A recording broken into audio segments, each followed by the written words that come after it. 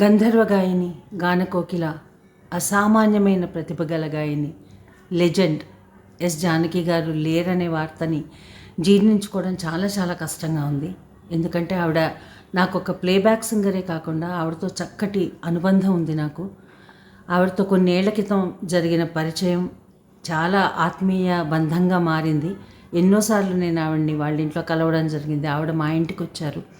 ఎన్నో ముచ్చట్లు, ఎన్నో కబుర్లు ఆడుకున్నాము. అలాగే ఆవిడ వయసుని మర్చిపోయి మాతో చిన్నపిల్లలా కలిసిపోయి అల్లరి చేస్తూ ఉంటారు. ఎంతో వాత్సల్యం, ప్రేమ చూపిస్తారు. అటువంటి మనిషి మళ్ళీ ఈ భూమి మీద పుట్టబోరేమో అనిపిస్తుంది.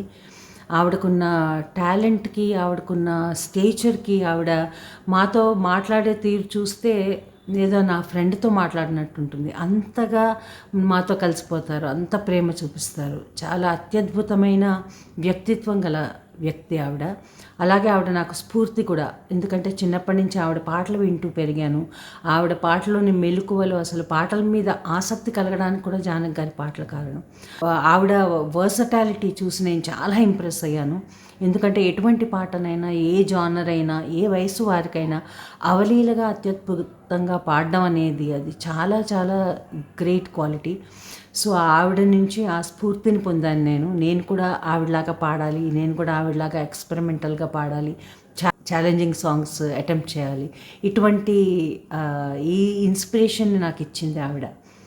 సో ఆవిడ లేరు అనుకోవడం నాకు చాలా బాధగా ఉంది, గుండె బరువెక్కుతోంది. ఎందుకంటే జస్ట్ 10 days బ్యాకే ఆవిడ మాట్లాడారు. ఈ మధ్య తరచూ ఫోన్లో మాట్లాడడం జరుగుతుంది. అలాగే వారి అబ్బాయి పోయినప్పుడు రీసెంట్గా మైసూర్ వెళ్ళి ఆవిడతో టైం స్పెండ్ చేసి వచ్చాను. నా కళ్ళ ముందు ఇంకా అట్లాగే ఉన్నారు, అదే చిత్రం ఉంది. సో నేను జీర్ణించుకోలేకపోతున్నాను ఈ వార్తని. బట్ ఎక్కడున్నా ఆవిడ పవిత్రమైన ఆత్మకి శాంతి కలగాలని మటుకు కోరుకుంటున్నాను. నీలి మేఘాలలో గాలి కెరటాలలో నీవు పాడే పాట వినిపించు నీ వేళ.